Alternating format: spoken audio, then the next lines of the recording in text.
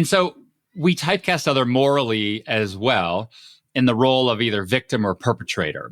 And there's this like pull in our mind to see the people that we think as victims as 100% victims and see people we think as perpetrators as 100% perpetrators. It kind of simplifies the world. And this is like a powerful heuristic. It simplifies the world into black and white.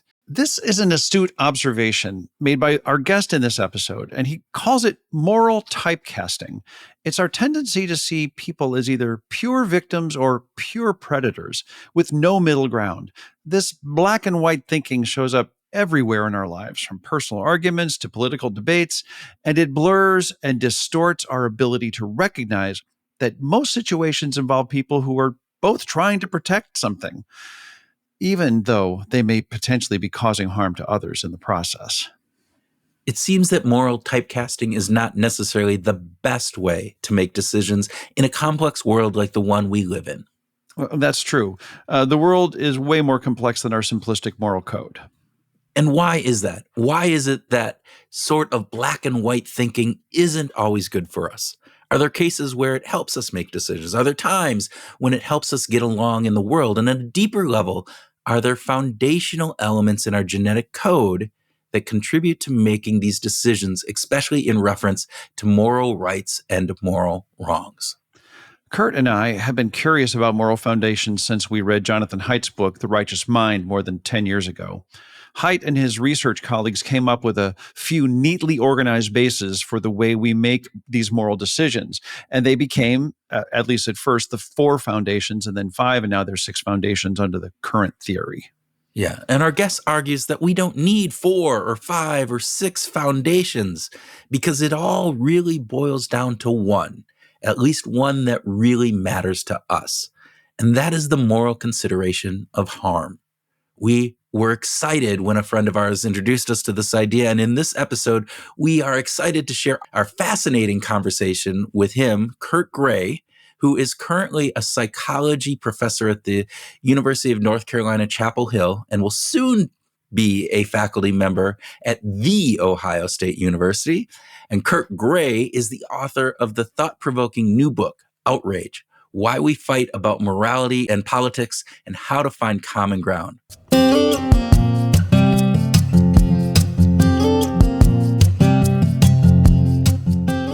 Welcome to Behavioral Grooves. I'm Kurt Nelson. And I'm Tim Houlihan. What we found particularly compelling about our discussions was how Kurt Gray, our guest, challenges some common assumptions about moral psychology. Rather than viewing moral differences through complicated frameworks, he argues that at the core, most moral conflicts stem from different perceptions of harm. It's true. He makes a convincing case that whether we're talking about immigration or abortion or gun rights, people on all sides are fundamentally concerned about preventing harm. They just differ on how and who they see as being the most vulnerable to being harmed. One of my favorite parts of this discussion was when we discussed the evolutionary history of humans as either prey or predators. Well, of course, we're the alphas on Earth, Tim, right? We're the top of the food chain. We are the apex predators. We rule. Humans rule. Yes. Well, that may be how we are now, but we haven't been that way for all of human history. Yeah, which is a very important aspect of the story. And Kurt Gray explained how we have not always been the apex predators on Earth and how our DNA is still somewhat trapped in evolution from 100, 200, 300,000 years ago. And this realization that we are not the apex predator also shapes our moral instincts and reactions to perceived threats today.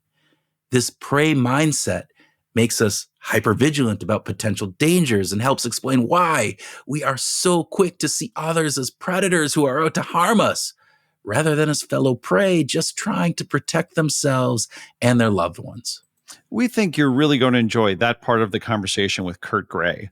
And he also offered some practical advice for bridging the divide we have based on our moral foundations. He noted how a better approach is talking with others about controversial issues is more about personal stories about harm and suffering rather than just throwing out statistics at each other. He pointed out that no one changes their moral views because they lost an argument about facts, but they might shift their perspective when they truly understand another person's experiences of harm or fear. There were some really good nuggets waiting for you. And so hopefully you get a chance to listen and really enjoy. But before we turn our conversation over with Kurt Gray, here's a couple of things to keep in mind. First, we have a Facebook page called the Behavioral Groups Community page. I cannot talk. Is it the face group? This is a face. The Facegram? Anyway, we have a Facebook page called the Behavioral Grooves Group Community page. Oh my gosh, that was a mouthful. You got it out. Yes, you did. And that's where we can all interact with each other. So let's use social media for some good, folks, not just all the torture. Get out there and join our group and join a good, positive conversation. Bravo. Let's use it for good. Check out that page. Share your thoughts about how you approach discussions about moral foundations. And secondly, Kurt, that is partner Kurt, who's sitting That's right me. here. Yeah. And I have been producing a bunch of our recent episodes in video. And we're putting them up on YouTube. If you like collecting podcasts in your YouTube feed, we encourage you to check that out. Yes, please do. It's fantastic. You get to see us making all these funny faces and doing all the funny little things sometimes that we do. Lastly, a very quick thank you to our friend Dave Nussbaum for making so many wonderful introductions to us lately. We really enjoyed our conversation with Kurt, and it was Dave that introduced us. So Dave, big shout out to you. Thank you. Thank you very much. Yeah, thanks very much, Dave. Okay, now, whether you're interested in moral psychology, political polarization, or just understanding why people get so outraged about different things, this conversation offers some valuable insights for navigating our increasingly divided and complex world. So with that, let's sit back and relax with a warm winter pour of moral typecasting and dive into our conversation with Kurt Gray.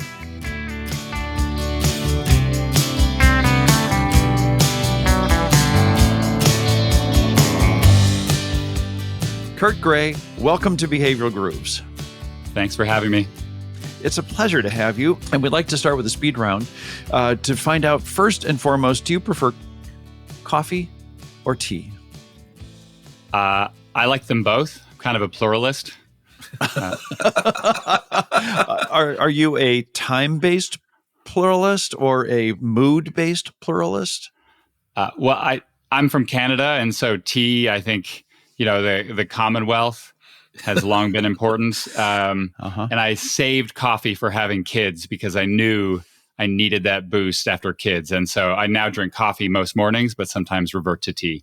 All right. I like that. I like that you saved coffee for kids because that's really important at that point. All right. Second speed round question. Which would you prefer? Having dinner with your favorite actor or your favorite musician? Oh boy.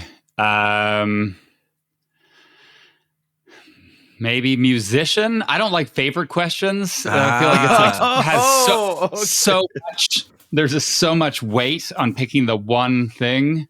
And every time my wife asks me, like, what's the favorite thing about this? I just reject the premise. All right. So here, would you rather have dinner with a actor or a musician? How about that? If we were to go from that way, just in the generic. Yeah, probably musician. I probably listen to more music than I watch TV or movies. All right. Oh, okay. That's cool. We aren't by any means gotcha journalists, but we are into false dichotomies. So well, so is America, and so is our mind. So, that's fine. Yeah. Okay, third speed round question. Are we naturally more sensitive to harms done to us than the very same harms that we might commit on others? Yes, certainly. So that's a big moral blind spot. I thought you were going to ask harms to ourselves versus someone else that we might love or care about. And there, it's maybe a little unclear, but we're certainly more concerned about the injustices we face than the injustices that we put upon others. And we will talk more about that in just a minute. All right. Last speed round question. So if we were to look back into history, look back at our human ancestors, should we view them as apex predators or more as prey? Yeah, this is an easy question. Certainly prey. So isn't that kind of a little bit mind-blowing? I mean, when like all of modern history is so much about the apex predators, all this kind of stuff.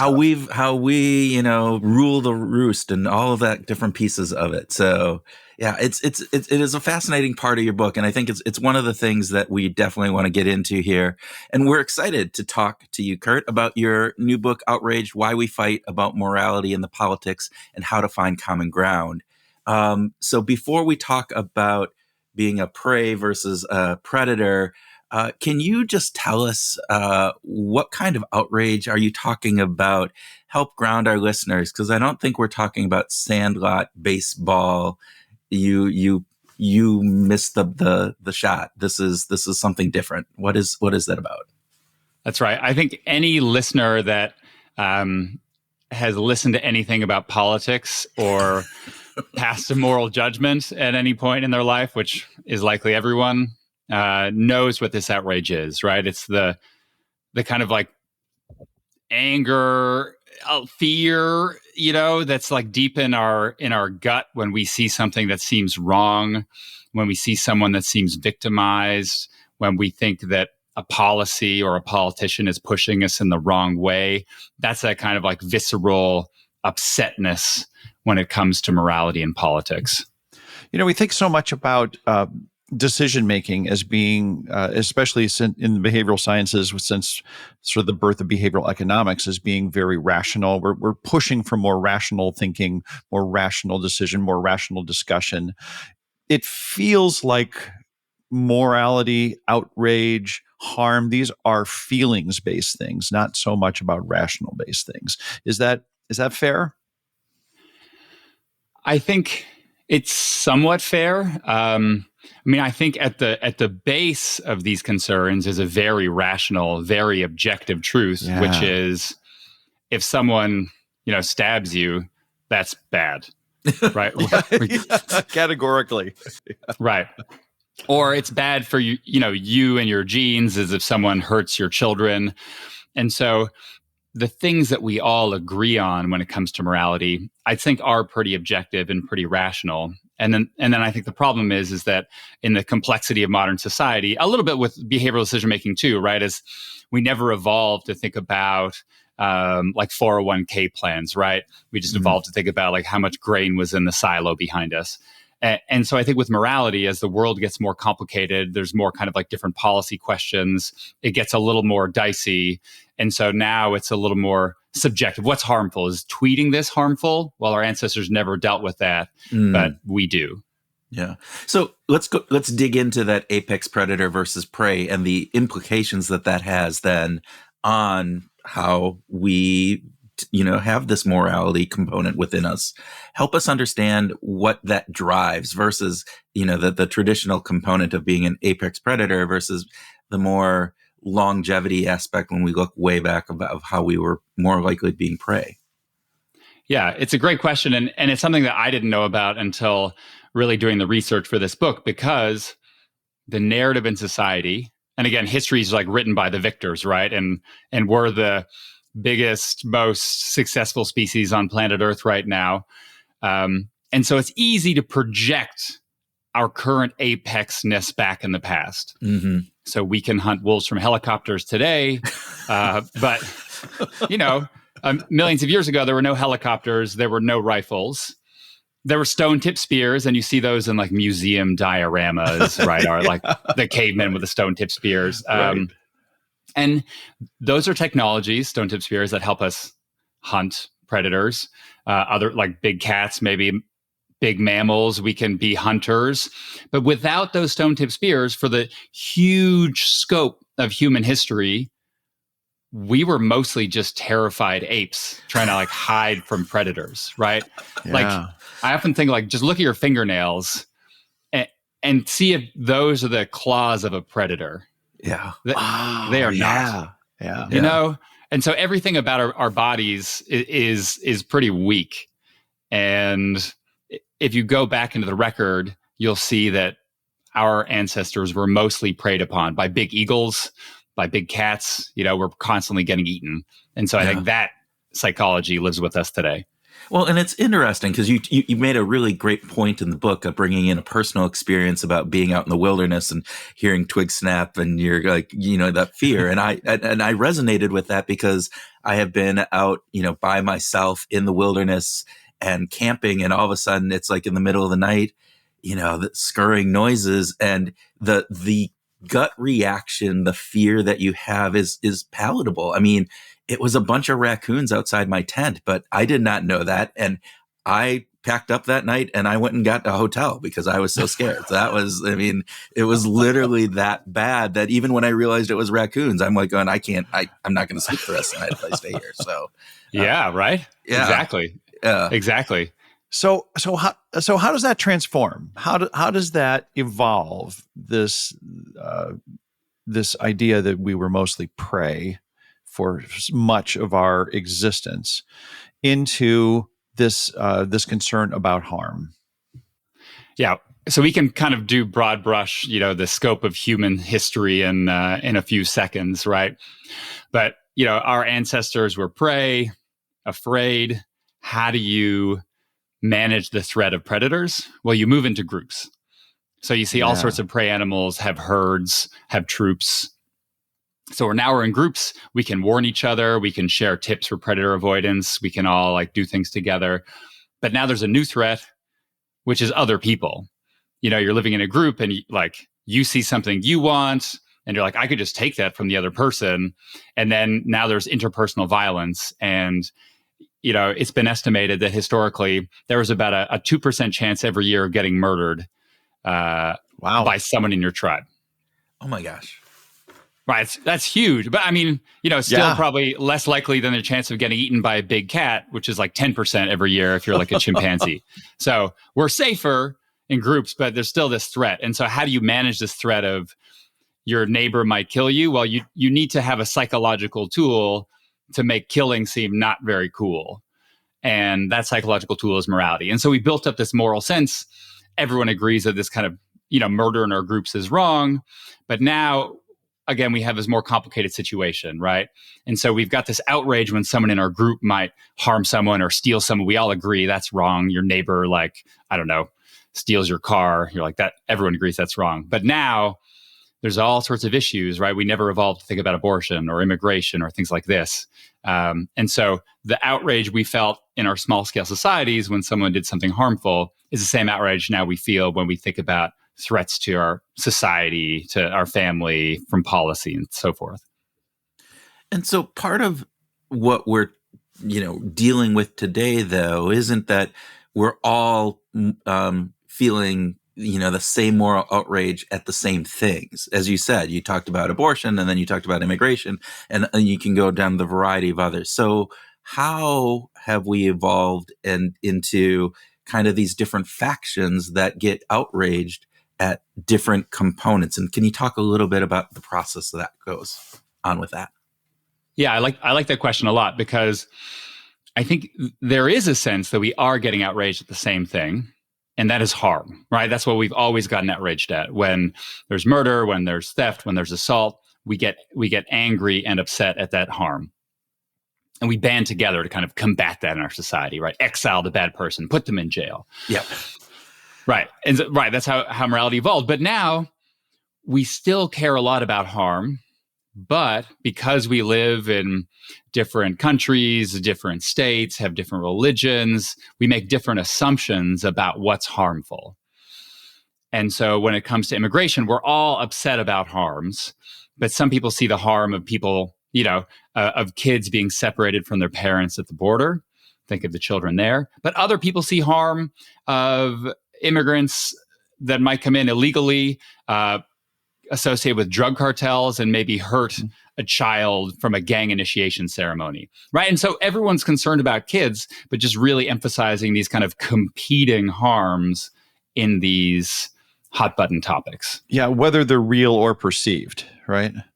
That's right. That's right. So in most of these cases, there's a there. I mean, we could debate about statistics, as which people are really bad at debating. Your behavioral scientists, right? People are so bad at it. But what they do know is that if there's one example of harm, one story, that's even if that story is exaggerated or, that's enough to kind of bring up people's like ancestral concerns about harm and threat, and to make them fresh and new and powerful in modern society.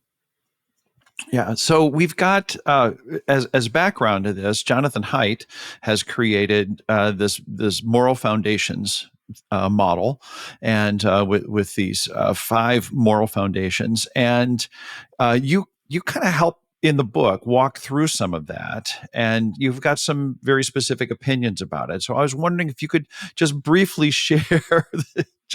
I see you smiling. I wish our listeners could see that little grin. But it would be really great if you could just briefly walk through a little bit of Haidt's work, and then how do you frame it? You've got some specific opinions about this. Tell us your thoughts. Right. So Haidt, is probably the most popular moral psychologist around, and certainly a public intellectual now with his concerns about social media. His original work on this idea kind of looked at the difference between liberals and conservatives, as we're all interested in, and wondered whether there might be specific values that separate their concerns. So the argument is that liberals care about things like protecting people from harm and suffering and concerns about fairness, but conservatives, in Haidt's word, have an advantage and a broader moral sense. So conservatives are, in some sense, more moral than liberals because they have an additional 3 kind of moral values they care about: loyalty, authority, and purity. And so I think it's an interesting idea. It's always nice to put a number to things. We like to count, There's the big 5 personality scale, right? Yeah. The Myers-Briggs has 4.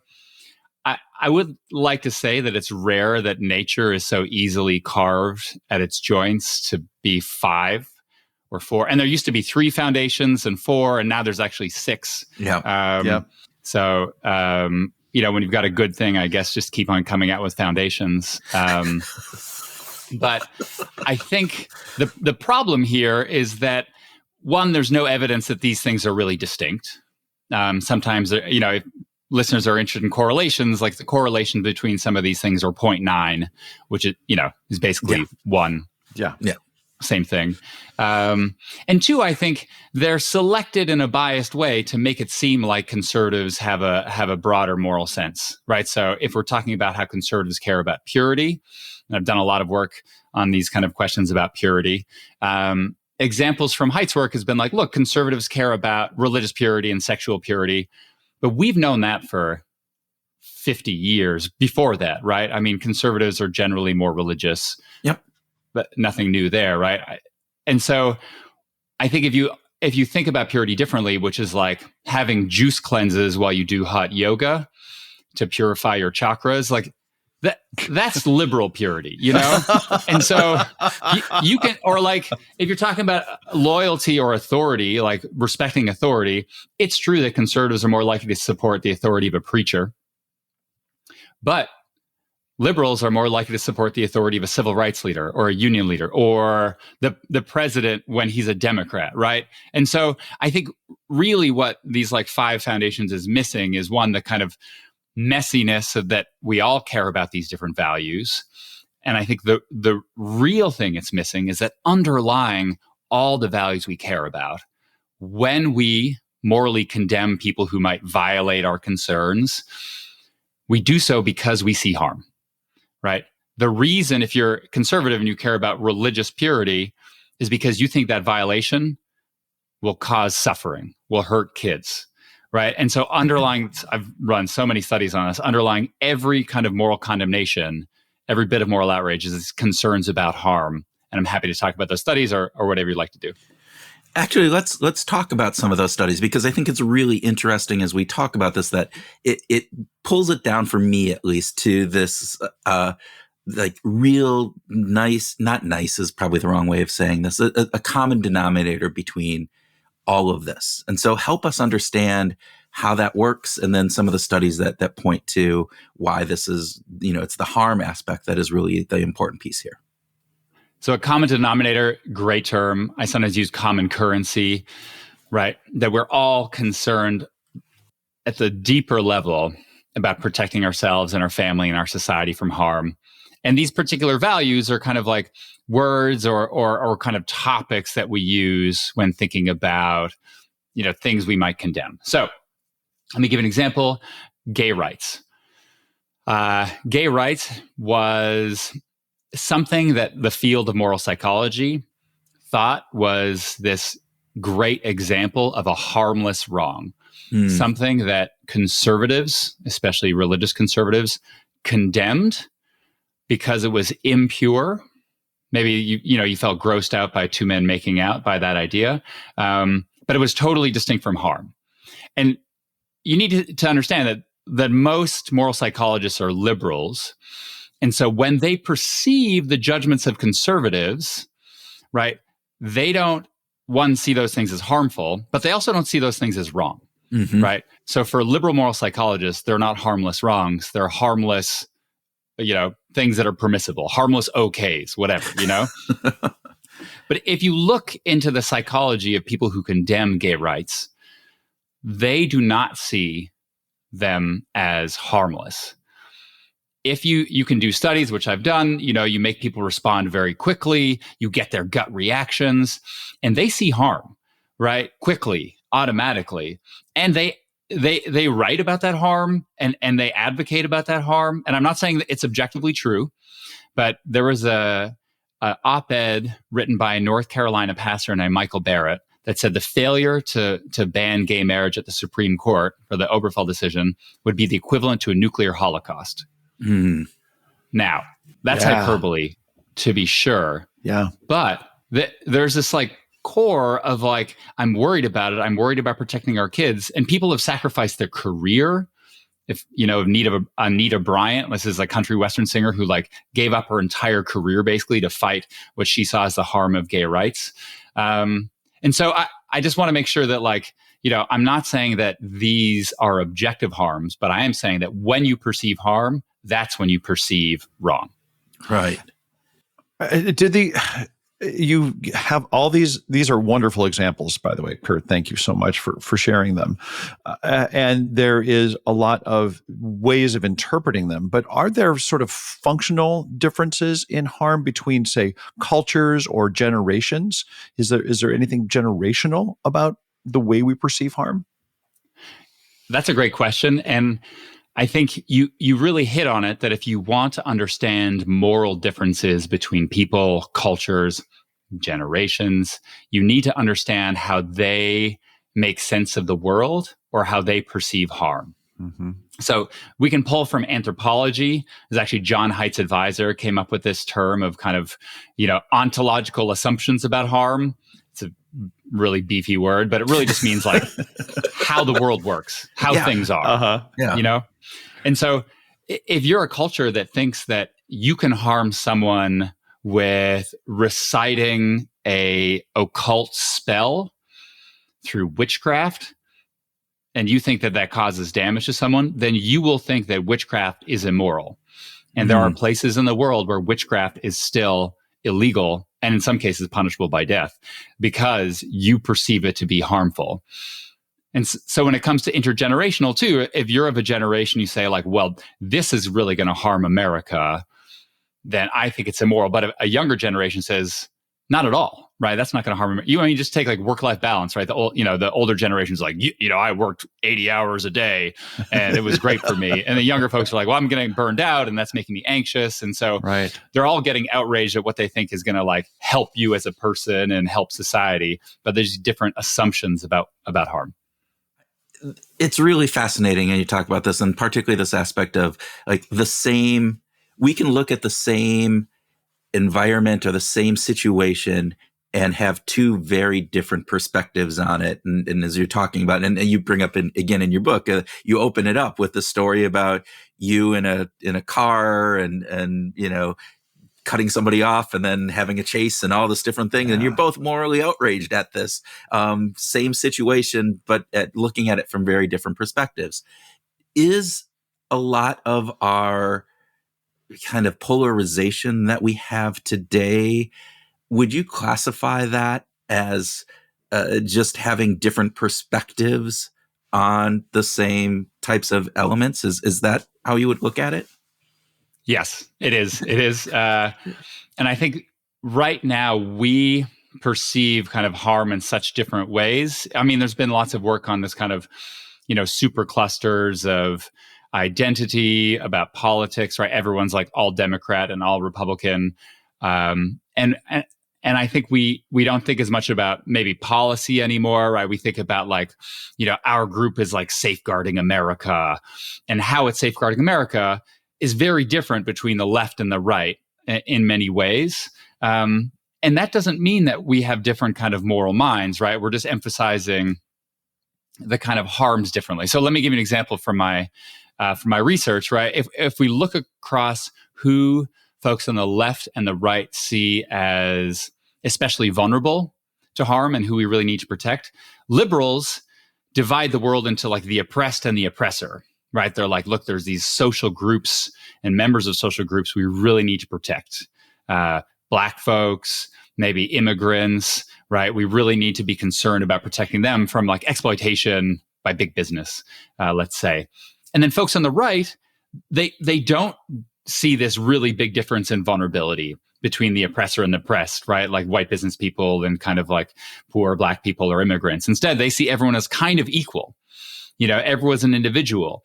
And so if you have that view, then it's important for folks on the right to safeguard individual freedoms and make sure there's a playing field that maintains the levelness that they see. And so conservatives vote against, let's say, affirmative action because they're like, look, everyone's sad if they don't get into college, and why should we emphasize the kind of sadness of maybe a Black person over a white person or an Asian person? And that was central to that, affirmative action lawsuit. And so everyone's caring about harm, but these different assumptions about who is especially vulnerable to harm. That's really interesting. Is that a learned? I think this is a interesting part for me. Is that perspective learned, or is it ingrained? How do we come to those different perceptions on what is the harm piece of that? As you talked about left versus right and looking at oppressed versus, oppressor versus individual rights. How is that a learned kind of component, or how do we come to that? So I think, there's much of morality that's innate, kind of our concerns about suffering, our capacity for empathy, our feelings of outrage and intentional harms.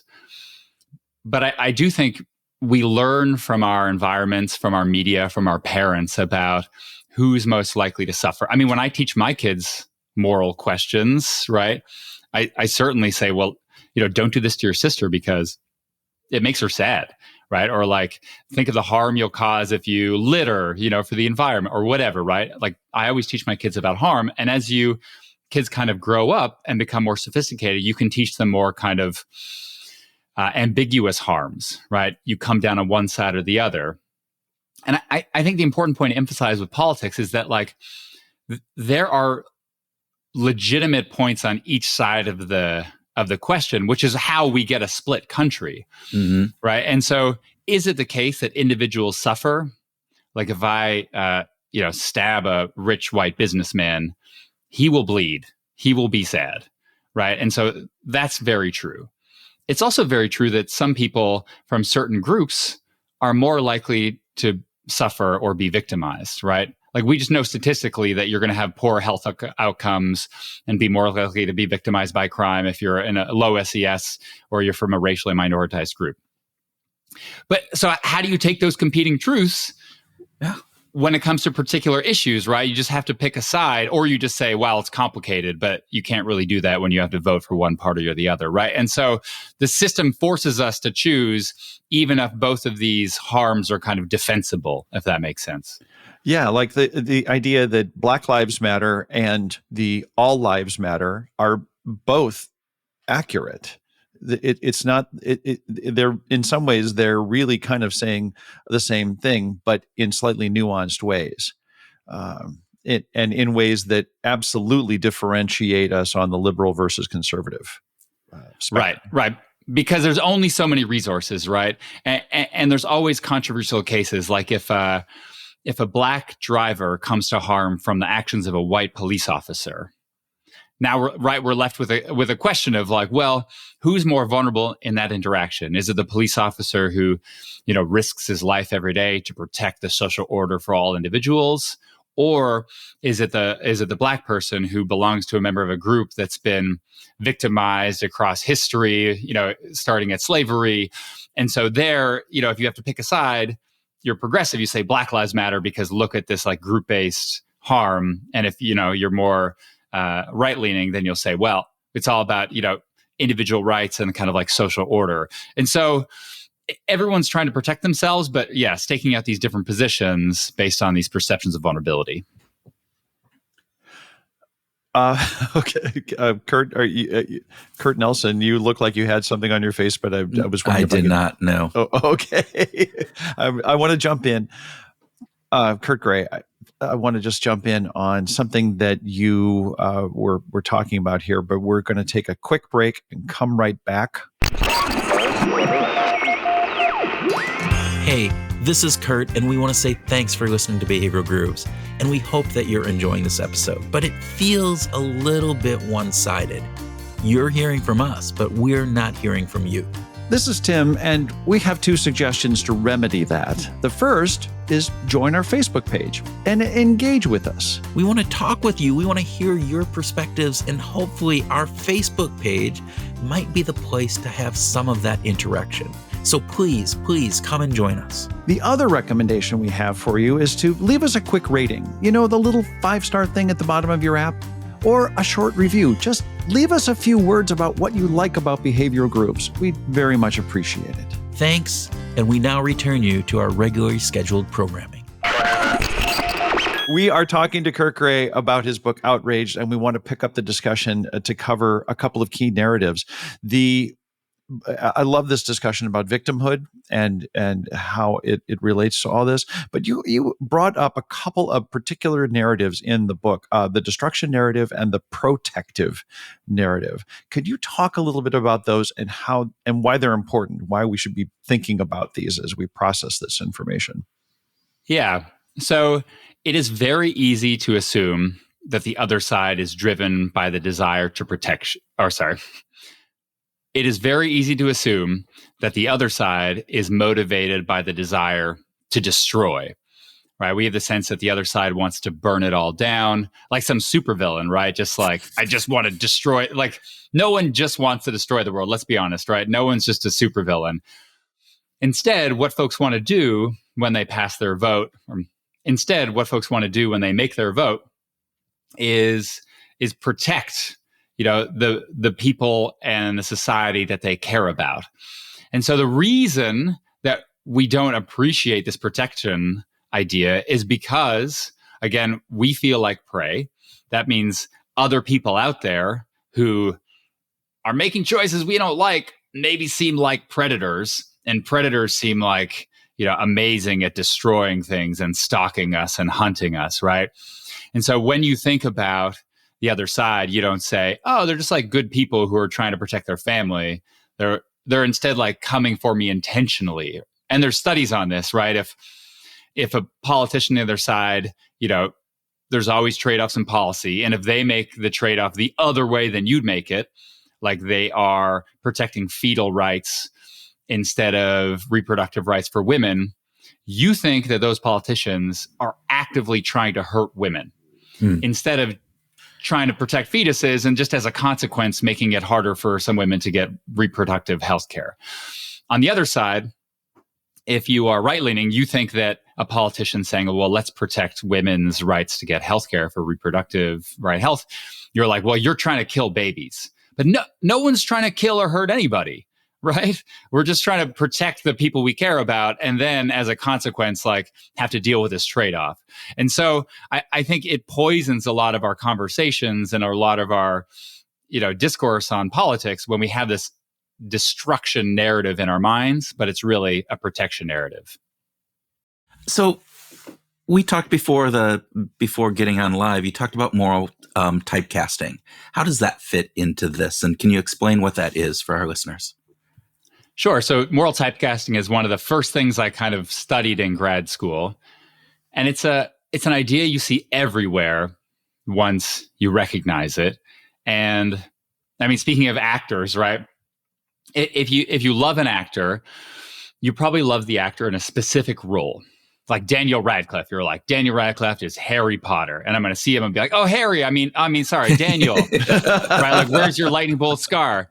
And it's super hard for actors to not be typecast, right? So Daniel Radcliffe, I forget what this movie is called, but Daniel Radcliffe did some movie where he was like a corpse and he's like a farting corpse. And like maybe like Weekend at Bernie's. I didn't see the movie because it looked, because it looked weird. like a farting corpse movie. Yeah. I get it. But I understand why he's doing it, because he's like, what would Harry Potter not do? Yeah. Right. And so we typecast other morally as well in the role of either victim or perpetrator. And there's this like pull in our mind to see the people that we think as victims as 100% victims and see people we think as perpetrators as 100% perpetrators. It kind of simplifies the world. We have heuristics, behavioral science, right? And this is like a powerful heuristic. It simplifies the world into black and white. And so, the example I kick off one of the chapters with is that no one ever thinks about Hitler's inner pain. That's right. Right? Fair. Right? He's a monster. Right. But, he probably has some capacity for suffering as a human being. Mm-hmm.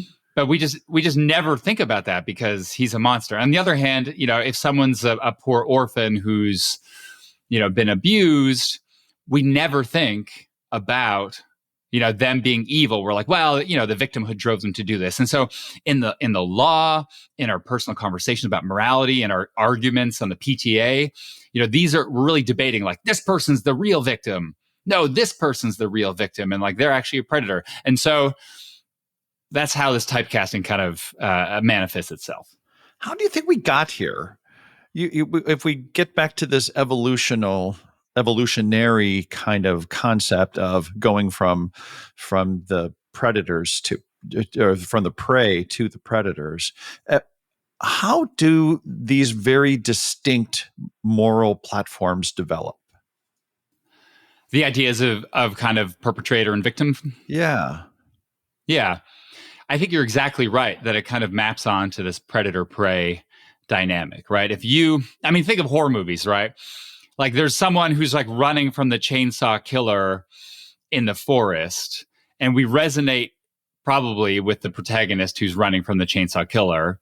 Like she often, right, is a prey, and then the chainsaw killer is all predator. Yes. Right? No one thinks about the chainsaw killer be like, oh, did he have like a tough childhood?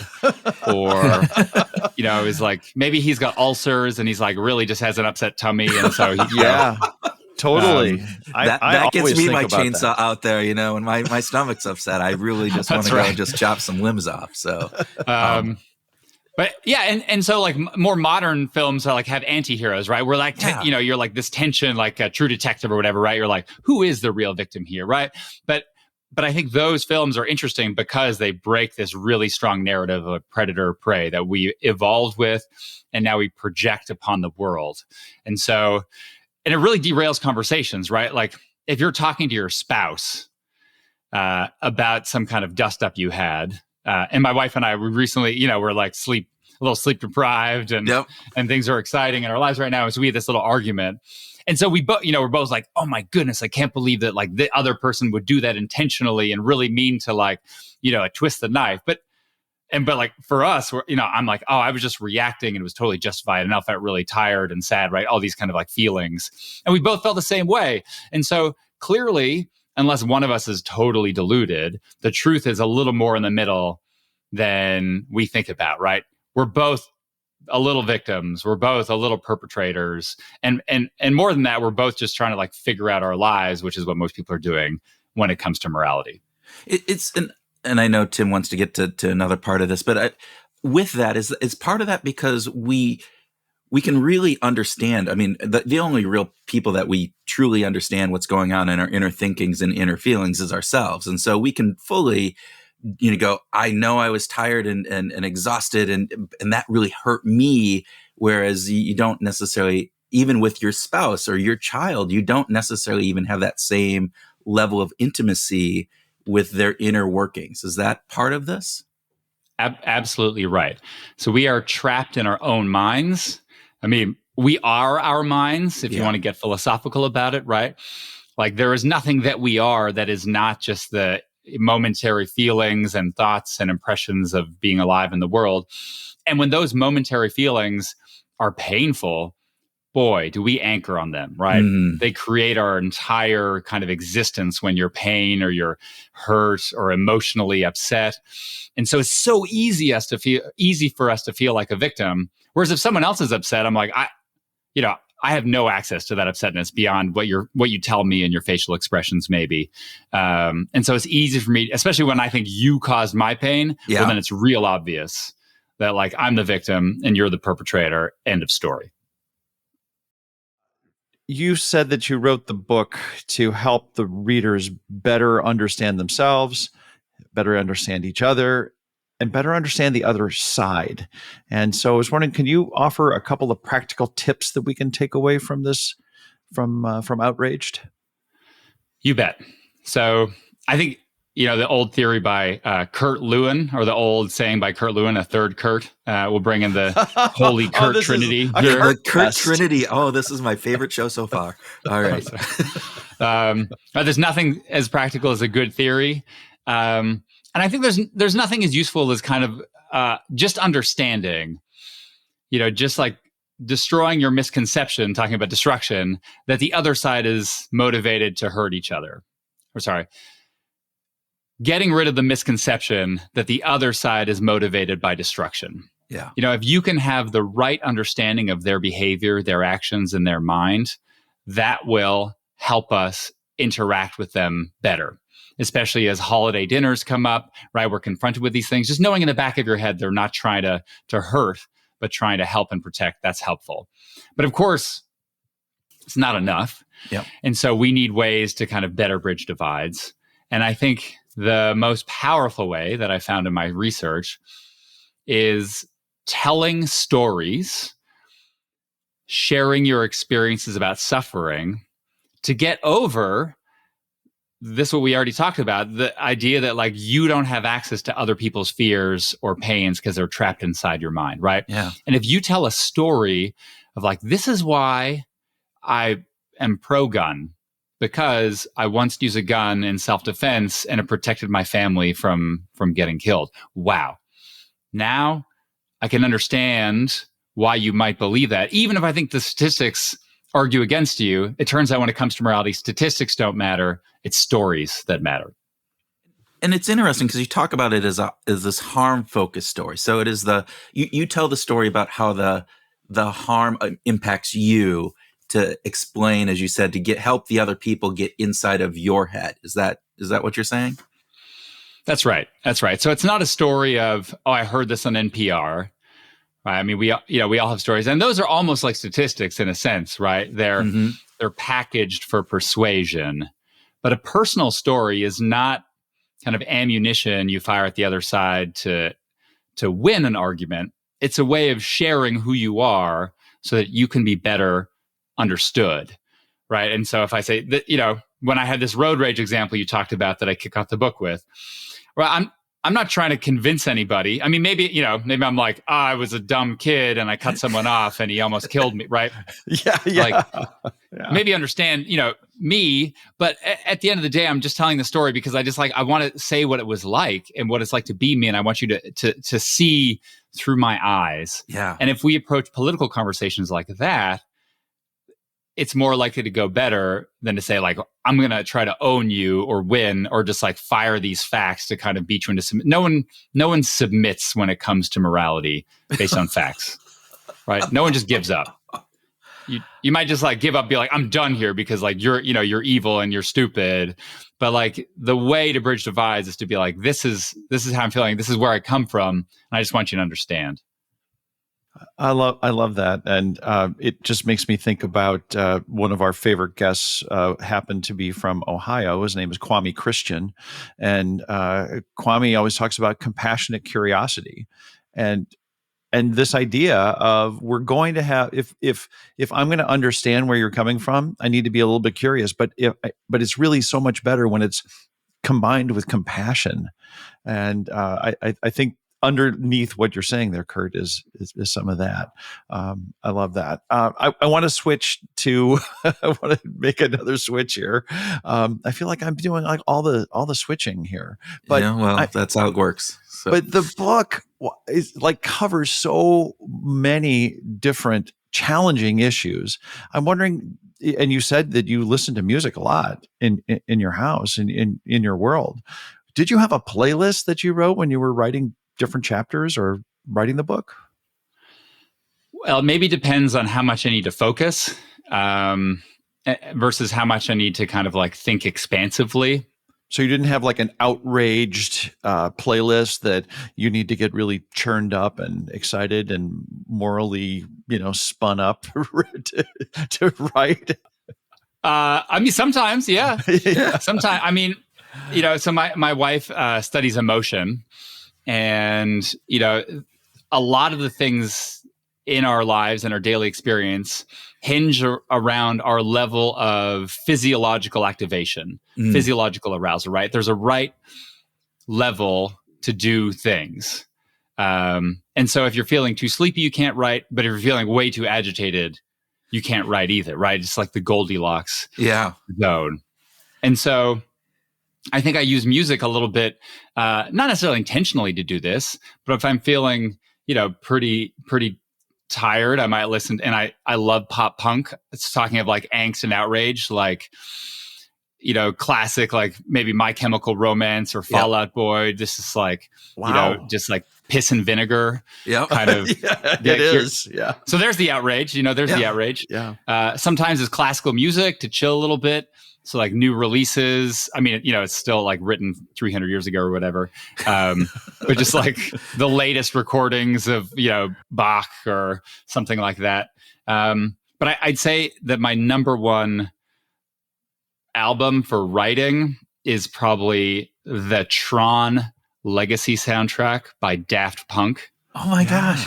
Yeah. It's so good. It just like flows into each other. It's got the beat. There's only some words. It's like, not a lot of words, but it's just so good at focus. So that's my like one recommend, read the book and also Tron Legacy by Daft Punk, my two recommendations.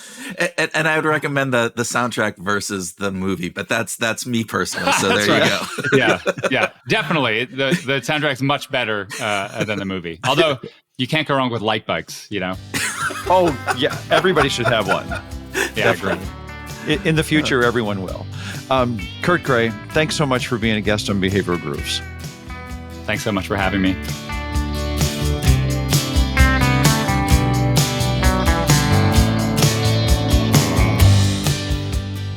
Welcome to our grooving session where Tim and I share ideas on what we learned from our discussion with Kurt, have a free-flowing conversation, and groove on whatever else comes into our immoral brains, Tim. You and me.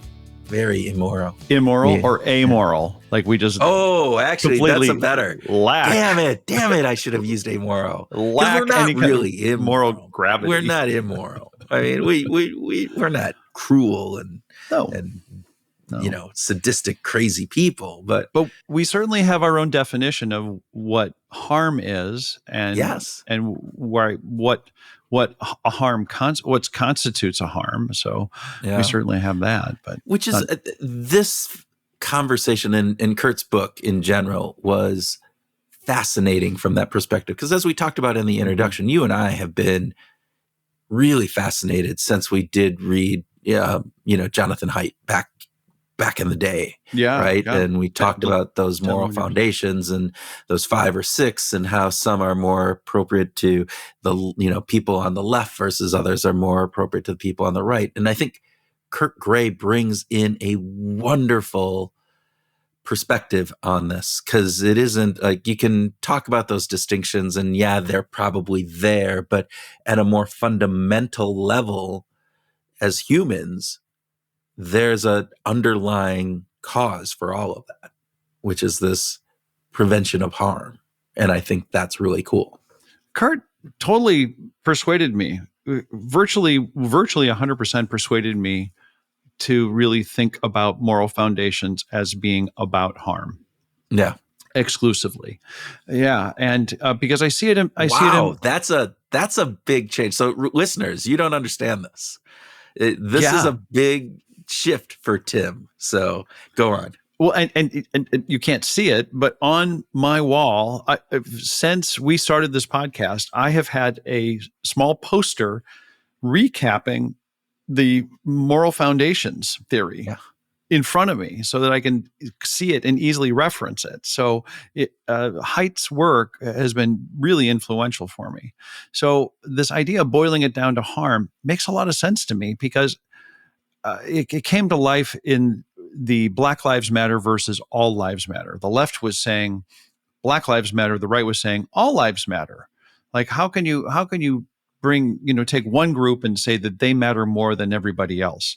And I thought that was this beautiful demonstration of how we're genetically coded to first and foremost care about harm. Who's being harmed? Yeah. And why does one group matter to us, or why one framing of that story matter more to us than another framing of it? And I don't know all the neuroscience behind it, but I really believe that harm is the pivot point. It's the fulcrum on which this harm seesaw teeters. Yeah, I look at it as this underlying current when we think of many of the issues that we're facing, as we talked about, right? Gay rights, immigration, abortion debates, gun laws, all of those factors, is if you peel back the layers, both sides, both moral arguments on that particular controversy, that moral issue that is being out there, they're being framed in the perspective that you have comes down to what is the harm and who is that harm being inflicted upon. Mm-hmm. So just taking something like immigration, right? Okay. This idea of immigration, where immigration and on one side is seen as it's taking jobs away, right? And taking jobs away for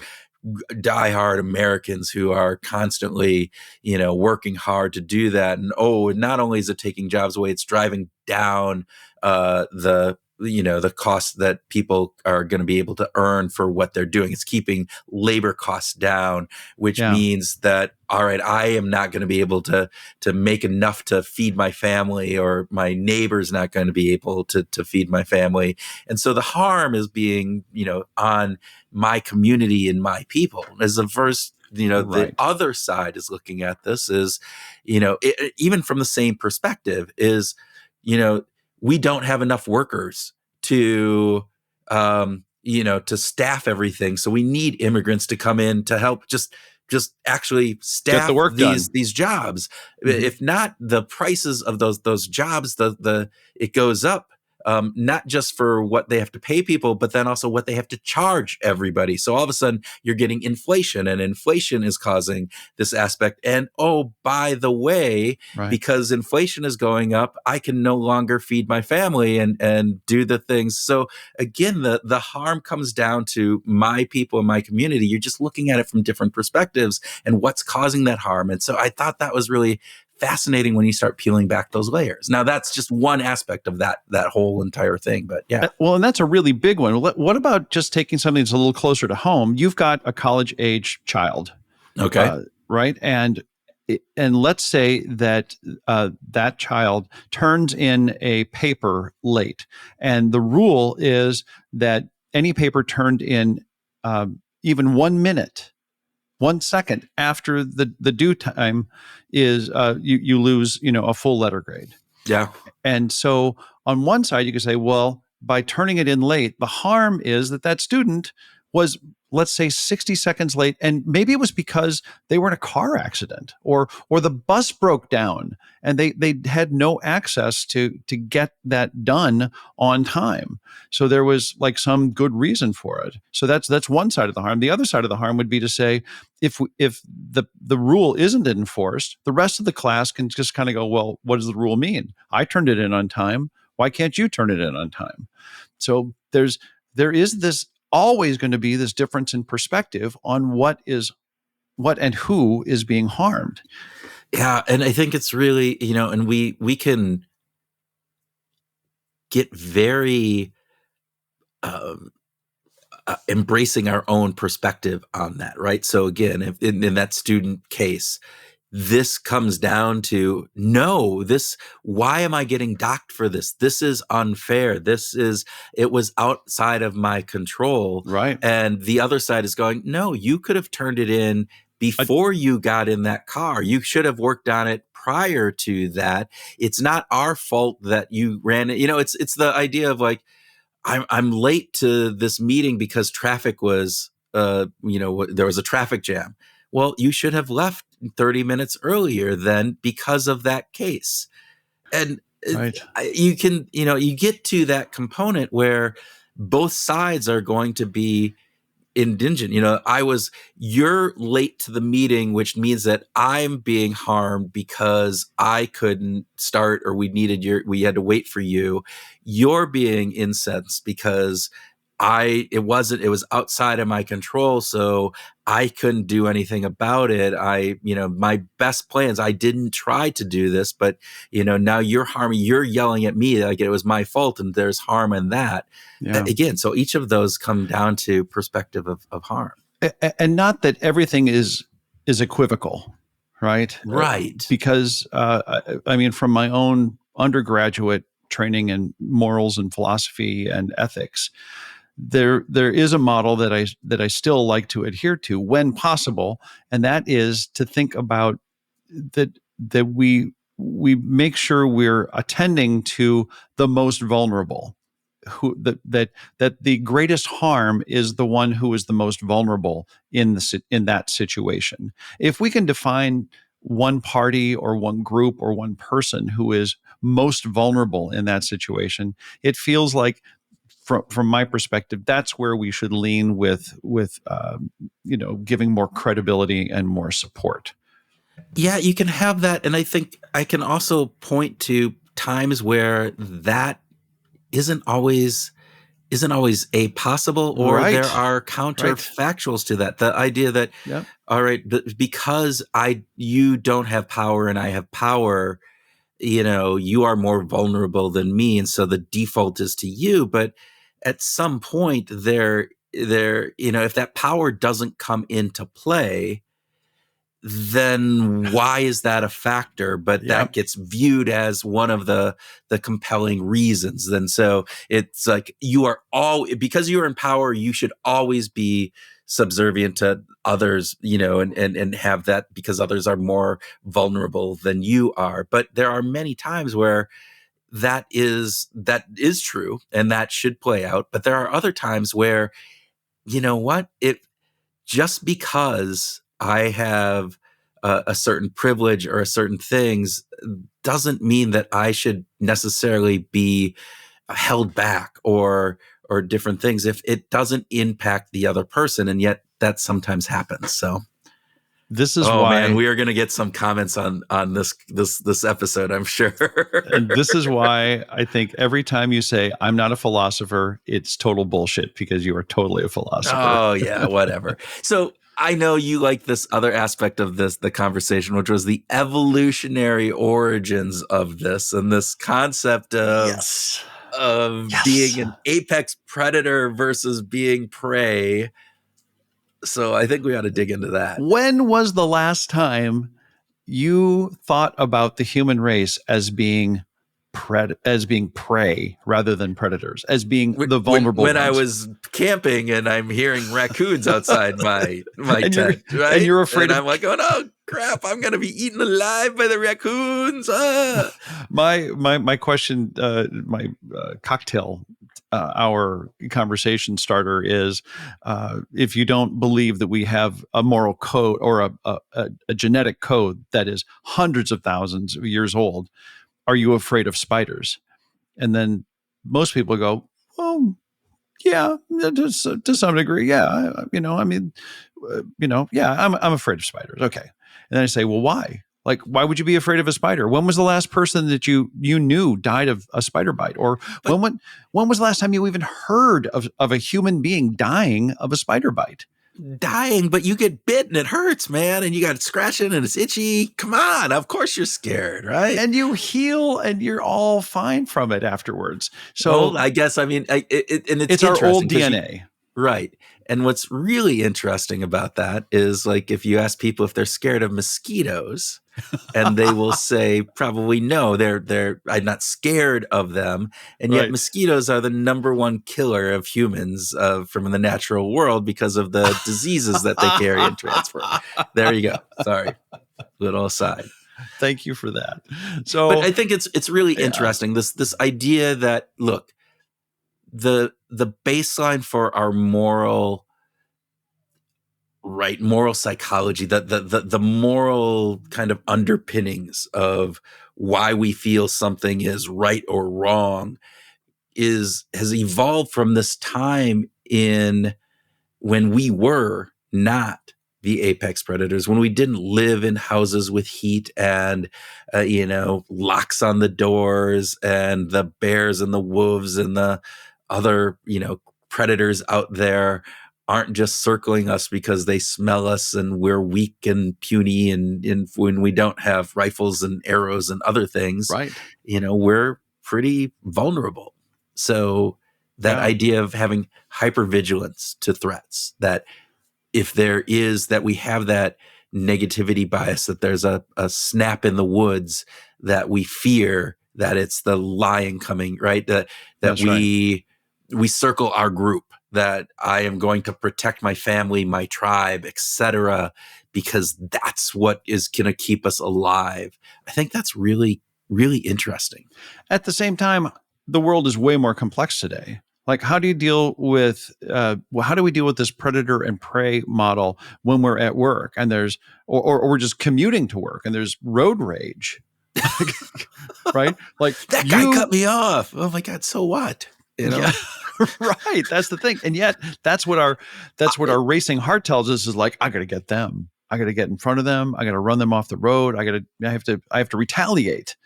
And because it's harm, because you cut me off, or you made it dangerous. So you could have caused me harm, and therefore you need to learn your lesson so you do not cause harm again. Yeah. Yeah. Political disagreements, family disputes. There's all kinds of things in our world today that are complex, but that still trigger these very simplistic moral code of harm. And well, and I mean, again, just thinking within business or politics or even, those kinds of things, right? We strive for power to a certain degree because evolutionary power meant that we were more likely to survive and pass our genes along. Exactly. And without that power, we were more likely to be banned or kicked out from the tribe and out there. So harm, right? So harm comes from lack of power. And so you can see the heads butting on who gets more budget this year, or who gets the corner office, or who Yeah. gets whatever. That in big scheme of life, does it matter that, I had a $500,000 budget last year and you had 400 and now you have 600 and I still only have 500? No, I can get the job done, but relatively you now have more power than me.